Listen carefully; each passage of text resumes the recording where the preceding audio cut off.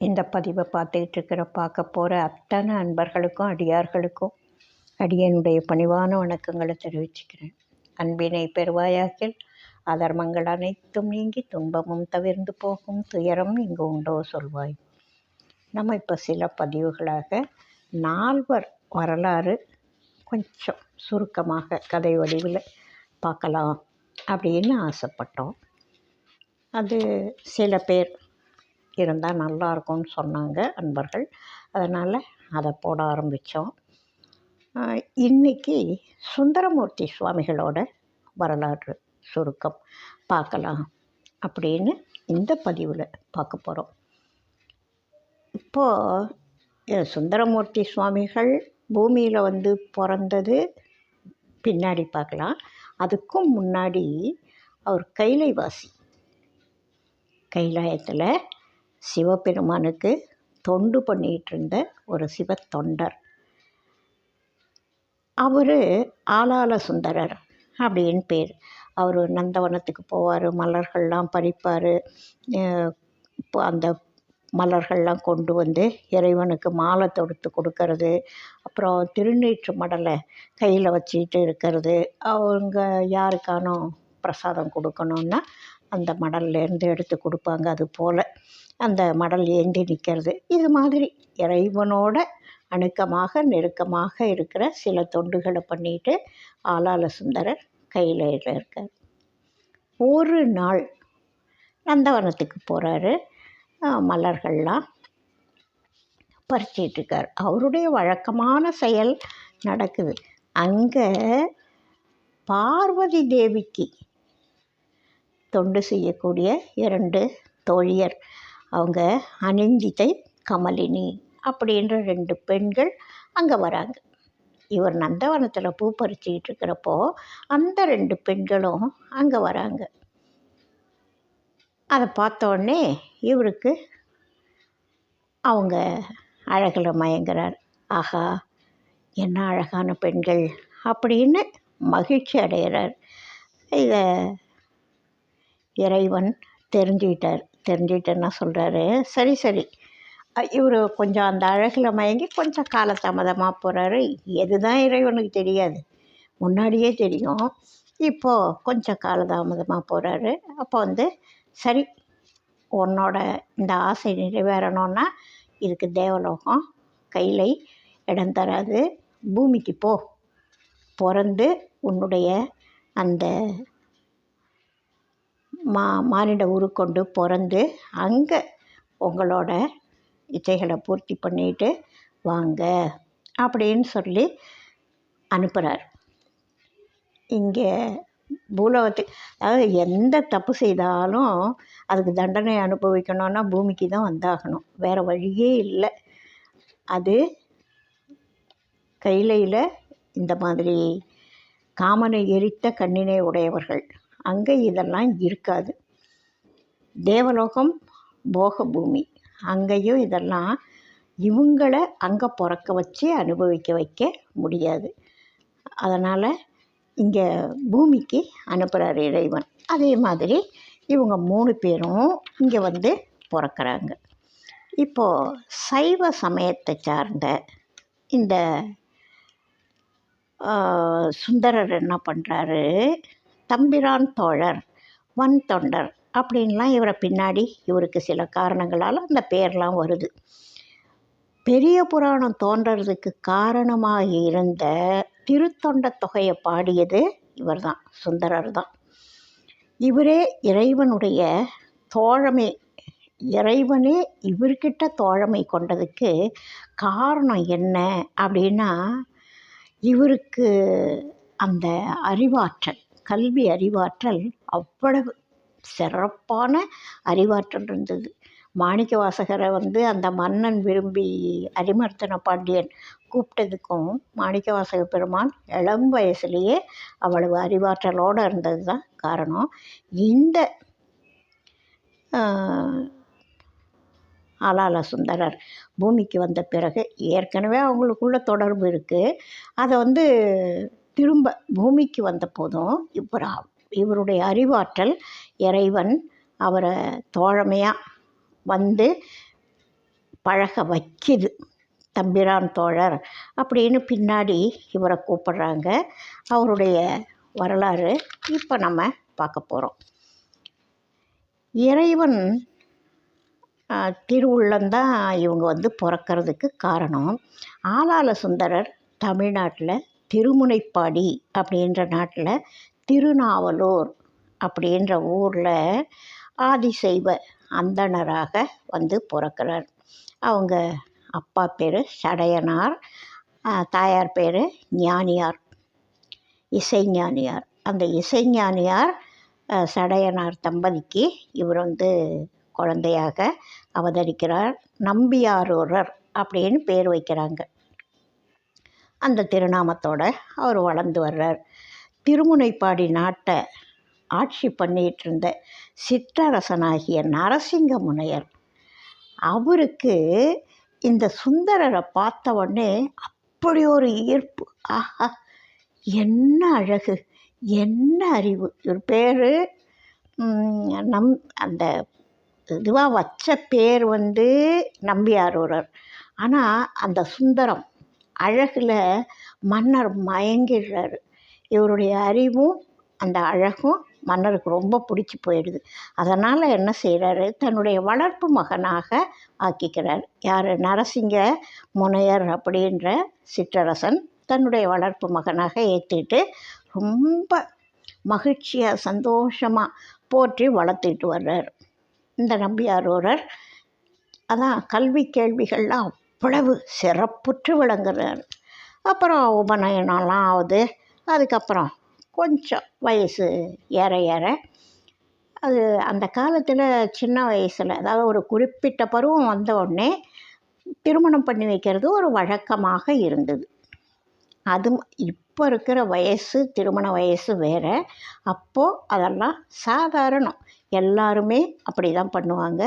கோவலன் கண்ணகிக்கு திருமணம் நடந்ததும் அதுபோல் அவங்களுக்கு 12 வயசு, கண்ணகிக்கு, மாதவிக்கு 12 வயசு.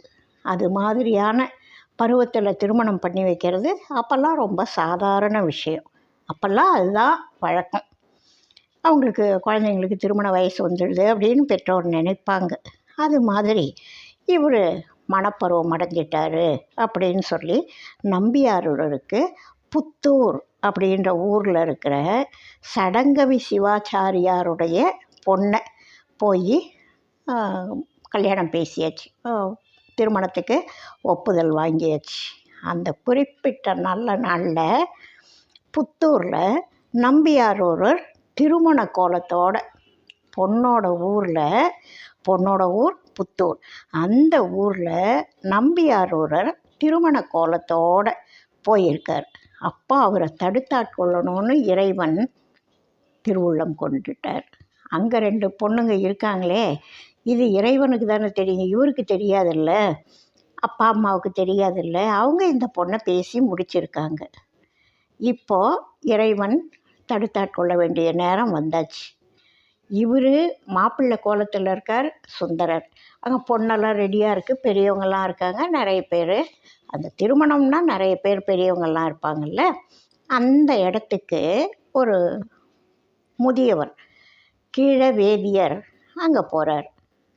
அவர் என்ன பண்ணுறாரு, மணப்பந்தல் இருக்குல்ல, அங்கே போயிட்டு, அப்பா இந்த நம்பியாரூரன் என்னோட அடிமைப்பா, என்ன கேட்காம நீங்கள் பாட்டுக்கு இந்த நம்பியாரூரனுக்கு கல்யாணம் பேசியிருக்கீங்க அப்படின்னு சொல்கிறார். என்னோட அடிமை இவன் அப்படின்னு சொல்கிறார். எல்லாரும் ஆச்சரியமாக பார்க்குறாங்க. இது எங்கேயாரும் நடக்குமா? ஒரு அந்தணருக்கு இன்னொரு அந்தணர் அடிமையாக இருக்க முடியுமா? இதெல்லாம் எங்கேயுமே அந்த வழக்கமே கிடையாது. நீ என்ன பித்து பிடிச்சாளா அப்படின்னு கேட்குறாங்க மற்றவங்களும் சுந்தரரும். இவருக்கு என்ன பித்து பிடிச்சிருக்கா அப்படின்னு நினைக்கிறாங்க. நம்பியாரூரர் எள்ளி நகையாடுறாரு. உங்களுக்கு என்ன பித்தா அப்படின்னு கேட்குறாங்க. அப்போ இவர் என்ன சொல்கிறாரு, எப்பா நான் பித்தனாக இருந்தால் உனக்கு என்ன, பேயனாக இருந்தால் உனக்கு என்ன, ஆனால் உன்னை விட மாட்டேன். ஏன் தெரியுமா? நீ எனக்கு ஏவல் பண்ண வேண்டிய கடப்பாடுடையவன் நீ அப்படின்னு சொல்லி அவர் வற்புறுத்துறார். என்னடா இது, கல்யாண நேரத்தில் வந்து கலாட்டாவா அப்படின்னு சொல்லி ஆரூர் என்ன சொல்கிறாரு, சரி சரி, நான் அடிமைன்றதை காட்டுறதுக்கு என் முன்னோர் ஏதாவது எழுதி கொடுத்துருக்காங்களா? நீங்கள் பாட்டுக்கு அங்கேருந்து வந்து நீ ஏன் அடிமை அப்படின்னு சொன்னால் அதை எப்படி நாங்கள் ஒத்துக்கிறது? அடிமை தொழில் செய்கிறதுக்கு ஏதாவது ஓலையை பார்க்குறதுக்கு ஏதாவது உங்ககிட்ட ஆவணம் இருக்கா அப்படின்னு கேட்குறாரு. அப்போ அந்த முதியவர் என்ன சொல்கிறாரு, ஓலையை பார்க்குற வேலை உரிமை உனக்கு கிடையாது, ஏன் தெரியுமா, நீ என்னோட அடிமை. அதனால் அந்த வேதியர் சொல்கிறாரு, அவருக்கு இதை வந்து மற்றவங்கக்கிட்ட தான் காமிக்கணும், உங்ககிட்ட காமிக்கக்கூடாதுன்னு. இப்போ சுந்தரர் என்ன பண்ணுறாரு, அந்த மணக்கோலத்தில் இருக்கிறவர் அந்த கையில் இருக்கிற ஓலையை பிடுங்கினார், கிழிச்சார். கிழிச்சிட்டு அவர், ஓஹோ, திருவெண்ணைநல்லூரில் வாழற அந்த வேதியர் போல இருக்குது அப்படின்னு எல்லாரும் அங்கே போய், இவர் திருவெண்ணைநல்லூர்னு சொன்னார், அதனால் அங்கே போய் நம்ம பஞ்சாயத்து வச்சுக்கலாம் அப்படின்னு நினச்சிக்கிட்டு எல்லாரும் போகிறாங்க.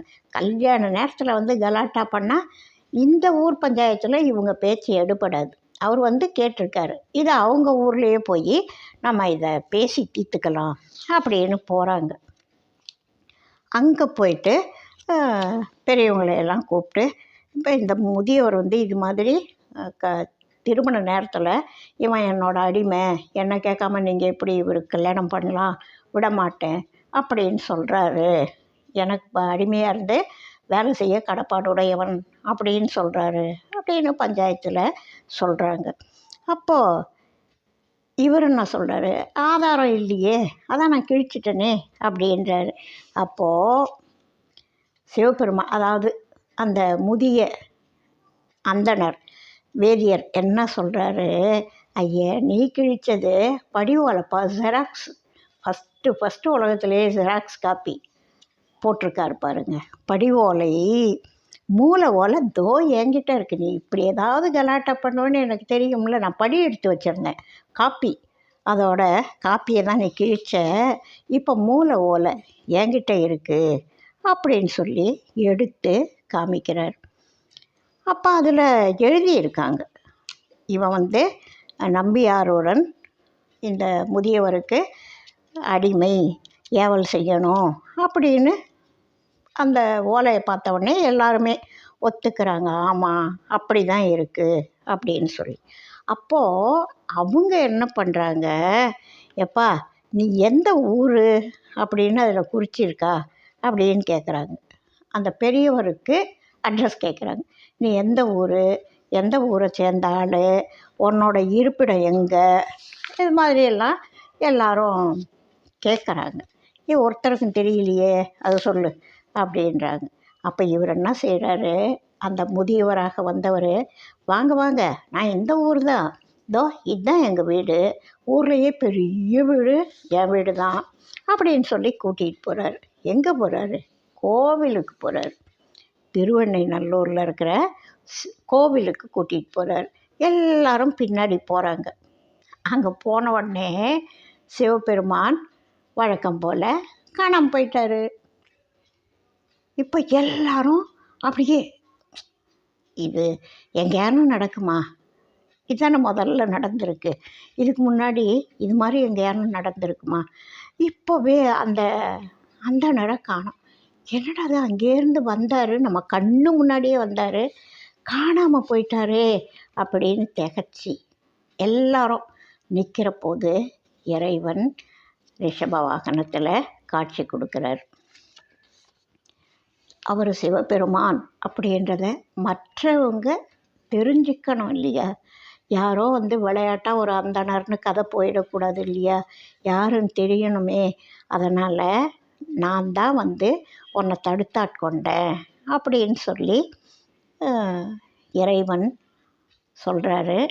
நீ என்கிட்ட ரொம்ப வன்மையாக நடந்துக்கிட்டல்ல, அதனால் இப்போ இருந்து நீ வன்தொண்டன் அப்படின்ற பேருக்கு உரியவனாயிட்ட அப்படின்னு சொல்லிட்டு, எனக்கு அர்ச்சனை ஒன்று செய்யணுன்னா அது வந்து பாட்டால் அர்ச்சனை பண்ணு, அதுதான் எனக்கு ரொம்ப பிடிச்சது, தமிழ் பதிகங்கள் பாடு, அர்ச்சனை பாட்டே ஆகும் அப்படின்னு சொல்லி சிவபெருமானார் சொல்கிறார். அப்போ நம்பியாரூர் என்ன பண்ணுறாரு, ஐயோ! நான் என்ன எம்பெருமான பாடுறதுக்கு எனக்கு எதுவுமே தெரியாதே!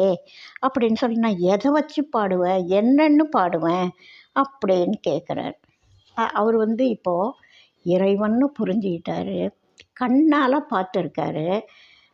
அ திரும்ப வந்து ரிஷப வாகனத்தில உமையம்மையோட காட்சி கொடுத்துருக்காரு.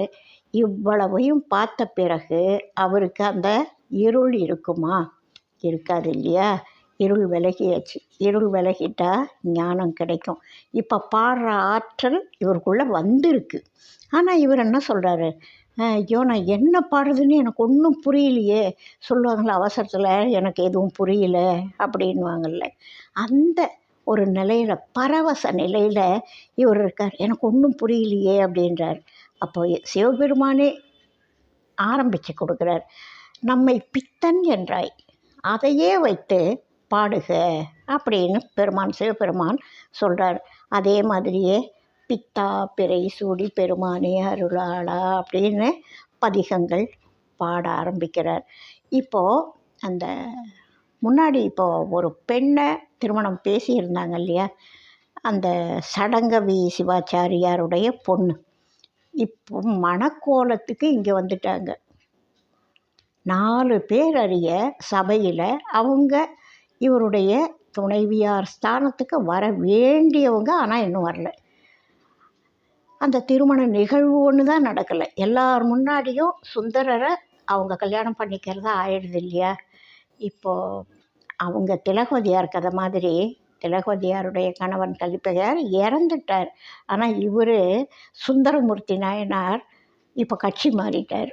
அப்போ அவங்க என்ன பண்ணுறாங்க, அந்த சடங்கவி சிவாச்சாரியாருடைய பொண்ணு, புத்தூர் பொண்ணு, இவரையே தன்னுடைய கணவனாக மனசில் வரித்து அப்படியே தனிமையில் தன்னோட வாழ்நாளை வாழ்ந்து முடிச்சிட்டு இறைவனோட போய் சேர்றாங்க.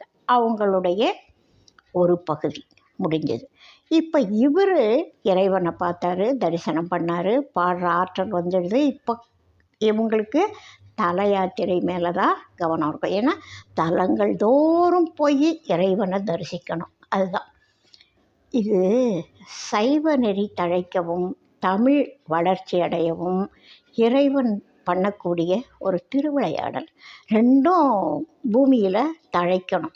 சைவமும் தழைக்கணும், தமிழும் தழைச்சோங்கணும். அதுக்காக அவர் பண்ணுற வேலை. அப்போ இவங்க தல யாத்திரை புறப்படுறாங்க. அப்படியே நம்பியாரோர் என்ன பண்ணுறாரு,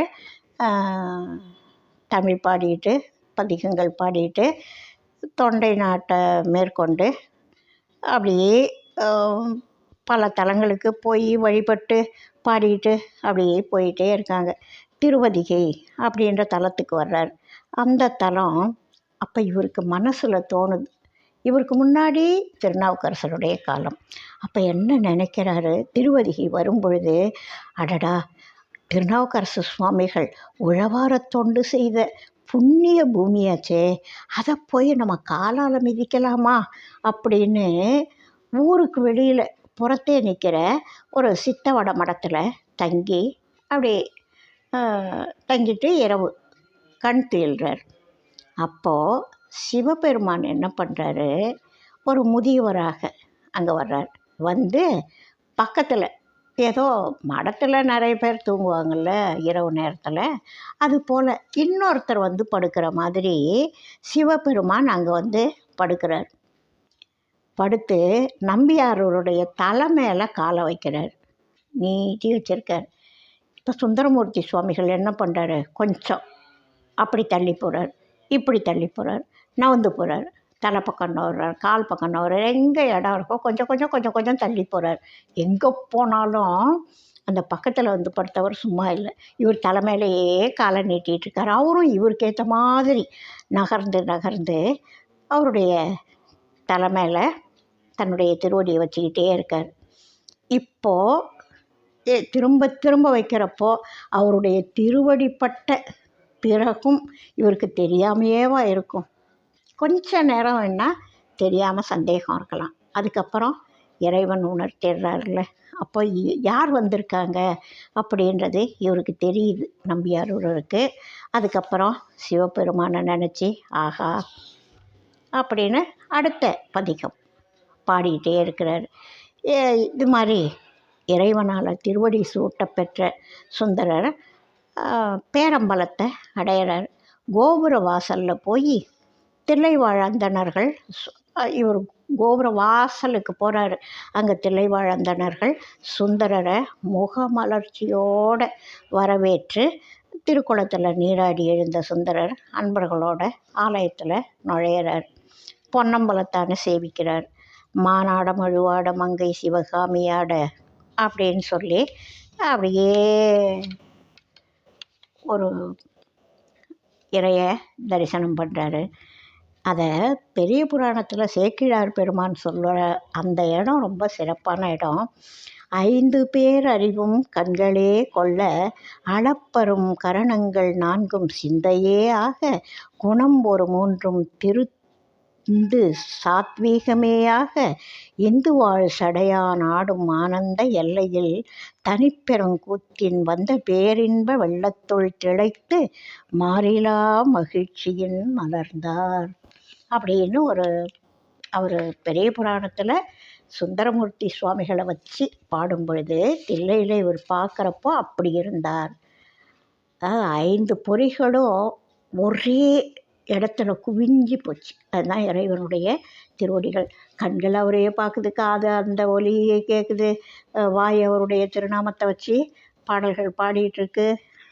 அது மாதிரி மனசு அவரையே சிந்திக்குது. இது மாதிரியாக 5 பொறிகளும் அந்த ஒரே இடத்துல குவிஞ்சு இருக்கும்படியாக சுந்தரமூர்த்தி சுவாமிகள் இறை தரிசனம் பண்ணுறார். இறைவனை பற்றி நினைக்கிறப்போ அந்த சில மணித்துளிகளாவது அப்படித்தான் நினைக்கணும். பிள்ளையார் குப்பம் தாய் சொல்லுவாங்க, அப்படியே கையில் கற்பூர தீபாராதனை பண்ணிக்கிட்டு இடது கையில் மணி ஆட்டிக்கிட்டு ஒரு கையில் கற்பூர தட்டு இன்னொரு கையில் மணி ஆட்டிக்கிட்டு பால்காரம் வந்துட்டோன்னா பாரு அப்படின்னு சொல்கிற பூஜையினால் எந்த ஒரு பிரயோஜனமும் இல்லை. மனம் ஒன்றி செய்கிற பூஜை தான் பூஜை அப்படின்னு சொல்லுவாங்க அருட்சக்தி அன்னையார். அது சின்ன வயசில் நாங்கள்லாம் கேட்டிருக்கோம். அப்போ பொருள் புரியாது. உண்மையாக சொல்கிறேன், பொருள் புரியாது. ஏதோ அது ஒரு ஏதோ ஒரு செயல்பாடு ஏதோ சொல்கிறாங்க தாய், அப்படி தான் தெரியும். உண்மையான பொருள் ரொம்ப பின்னாடி தான் புரிஞ்சுது. அது மாதிரி இவர் அந்த எல்லா பொறிகளும் ஒரே இடத்துல சிந்தையில் குவியணும் அப்படின்னு சொல்கிற அந்த பெரிய புராண பாடல் மிக அருமையான பாடல். அப்போ ஒரு பேரொலி கேட்குது. இறைவனை இவர் பாடிட்டுருக்காரு. ஒரு ஒலி கேட்குது. அன்பனே ஆரூரில் நம் இடத்துக்கு வா அப்படின்னு சொல்கிறார். யார்? சிவபெருமான் இவரை கூப்பிடுறார். திருவாரூருக்கு வா அப்படின்னு கூப்பிடுறார். சரி, அந்த அசரீரி வாக்கு கேட்டவுடனே சுந்தரர் பேரானந்தத்தோட ஐயனே நீ எங்கே கூப்பிட்டாலும் நான் வரேன் அப்படின்னு சொல்லி கை கூப்பி தொழுதுட்டு இங்கே சிதம்பரத்தில் தரிசனம் முடிச்சுட்டு புறப்பட்டார். பொன்னம்பலத்தை வலம் வந்தார், வணங்கினார். அன்பு மழை பொழிஞ்ச அடியார்கள் கிட்டெல்லாம் பிரியா விட பெற்றார். ஆரூரை நோக்கி புறப்பட்டார். இப்போது சிவநேசர்கள் என்ன பண்ணுறாங்க, ஊரோட எல்லா வரைக்கும் அவரை வழி அனுப்பி வைக்கிறாங்க. சிவபெருமான் இத்தனை திருவிளையாடல் பண்ணால் அந்த அடியாரை இவங்கெல்லாம் எப்படி நினைப்பாங்க? அவங்கெல்லாம் சிவனை நினச்சிக்கிட்டு இருக்கிற அடியார்கள். இவர் சிவன் அருளோடு கலந்துருக்கிற ஒரு மெய்யடியார். அப்போது அவங்க எல்லாரும் எந்த அளவுக்கு இவரை போற்றி பாராட்டி இருப்பாங்க. சீர்காழிக்கு பக்கத்தில் கிட்டக்க வர்றார். அப்போது ஞானசம்பந்த சுவாமிகள் அவதரித்த தலமாச்சே. அங்கே போகும்போது திருவதிகை போகும்போதே திருநாவுக்கரச சுவாமிகளோட ஞாபகம் வந்தது. இப்போது ஞானசம்பந்தருடைய ஊராச்சே அப்படின்னு சொல்லி இவர் என்ன பண்ணுறாரு, ஐயோ இந்த ஊரையும் நான் என் காலால் மிதிக்கக்கூடாது அப்படின்னு ஓரமாக நின்று அங்கேயே இருக்கார். ஞானசம்பந்த பெருமான் நடந்த மண், அவதாரம் பண்ண மண், அதை நான் என் காலால் மிதிக்க மாட்டேன் அப்படின்னு சொல்லி அதுக்கப்புறம் என்ன பண்ணுறாரு, சிவபெருமான் இவருக்கு காட்சி கொடுக்குறார். அங்கே வெளியில் இருக்கிற போதே காட்சி கொடுக்குறார். அதுக்கப்புறம் அங்கேருந்து புறப்பட்டு திருவாரூருக்கு போகிறார் சுந்தரர். அப்போது சிவபெருமானுடைய ஏவலால் அந்த தலத்தில் நம்பியாரூரை எதிர்கொண்டு திருக்கோயிலுக்கு அழைச்சிக்கிட்டு போகிறாங்க எல்லாரும். அப்போது அங்கே இருக்கிற இறைவனுடைய பெயர் வன்மீகநாதர். அவரை போய் வழிபடுறார். அங்கே இறைவன் சொல்கிறாரு, நீ எனக்கு தோழன் அப்படின்னு மனக்கோலத்தோட என்றைக்கும் நீ மனக்கோலத்தோடையே இரு அப்படின்னு சொல்கிறார். அவர் சுந்தரர், அதனால் அந்த சுந்தரமான கோலத்தோடையே இருக்க சொல்லி இறைவன் கட்டளையிடுறார். அதிலேருந்து தம்பிரான் தோழர் என்ன பண்ணுவார், தம்பிரான் தோழர் அப்படின்னு ஆயிட்டார். நம்பியாரூரர் தம்பிரான் தோழராக ஆயிட்டார். திருவாரூரில் தங்கி இருக்கார். தினம் திருக்கோயிலுக்கு போயிட்டு வழிபட்டுட்டு வருவார். இப்போது உமையம்மையாருடைய கட்டளைப்படி கமலினி திருவாரூரில் பறவை நாச்சியாராக பிறந்திருக்காங்க. மேலேருந்து அனிந்தித்தை கமலினி வந்தாங்கள்ல, அந்த திருவாரூரில் கமலினி பறவையாராக பிறந்திருக்காங்க. இப்போ இவர் அவங்கள திருமணம் பண்ணிக்க வேண்டிய நேரம் கிட்டக்க வருது. அங்கே பேசுனாங்க புத்தூர் பொண்ணை, அது இறைவன் திருமணம் பண்ணிக்க விடாமல் அவங்க தனியாக சந்நியாசம் ஏற்று வாழ்ந்து முடிக்கிறாங்க. இப்போது இவங்க மேலேருந்து வந்தவங்க இவரோட சேர்ந்து வாழ வேண்டியவங்க, அதுக்காக வந்தவங்க. அந்த அனிந்தித்தை என்ன பண்ணுறாங்க, கமலினி திருவாரூரில் இருக்காங்க, அனிந்தித்தை என்ன பண்ணுறாங்க, திருவொற்றியூரில் சங்கிலியார் அப்படின்ற பேரில் பிறந்து வளர்ந்துக்கிட்டு இருக்காங்க. இப்போது இந்த கமலினி திருவாரூரில் பிறந்தாங்கல்ல, அவங்க ஒரு கணிகையர் குலத்தில் பறவையாராக பிறந்து வளர்ந்துருக்காங்க. இப்போ அவங்களுக்கும் அந்த சரியான பருவத்தில் இருக்காங்க. தினம் அவங்களும் என்ன பண்ணுவாங்க, அவங்களுடைய தோழியோட கோயிலுக்கு போய் தரிசனம் பண்ணுவாங்க. ஒரு நாள் பறவையார் சுவாமி தரிசனம் பண்ணிவிட்டு அங்கே போகும்பொழுது அடியார் கூட்டத்தோடு சுந்தரர் வந்திருக்கார். இப்போது அந்த இறைவனுடைய திருவருள் கூட வைக்க வேண்டிய நேரம் வந்துடுது.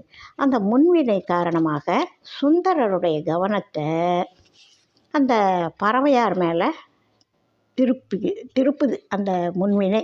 அப்போது அழகே வடிவாக அந்த பறவையார் இருந்தாங்க இல்லையா, அந்த பெண்ணை ஒரு கணம் அப்படி பார்க்குறார். இப்போ வினைப்பயனும் இருக்குது. பறவையாரை அவங்களையும் உடல் அந்த வினைப்பயன். அதுவங்க என்ன பண்ணுறாங்க, அண்ணலும் நோக்கினான் அவளும் நோக்கினாள். அது இங்கேயும் நடக்குது. சுந்தரர் தன்னை பார்க்குற அதே நேரத்தில் பறவையார் அவரை நிமிர்ந்து பார்க்குறாங்க. இப்போ 2 பேருடைய பார்வையும் கொஞ்சம் ஒரு கண நேரம் ஒன்று சந்திச்சிச்சு. பறவையார் கண்ட காட்சியை அவ்வளவு அருமையாக வர்ணிப்பார்.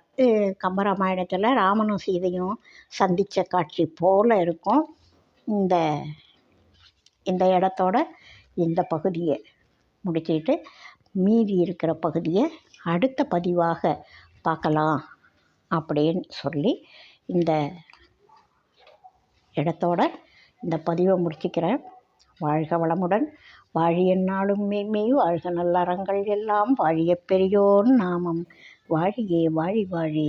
இது மாதிரி நல்ல விஷயங்கள் உங்களுக்கு கேட்குறது பிடிச்சிருக்குன்னா சப்ஸ்கிரைப் பண்ணுங்கள், லைக் பண்ணுங்கள், ஷேர் பண்ணுங்கள். உங்களோட கனிவான கருத்துக்களை எனக்கு சொல்லுங்கள். வாழ்க வளமுடன். அடுத்த பதிவில் இதோட மீதி பகுதியை பார்க்கலாம். வாழ்க வளமுடன்.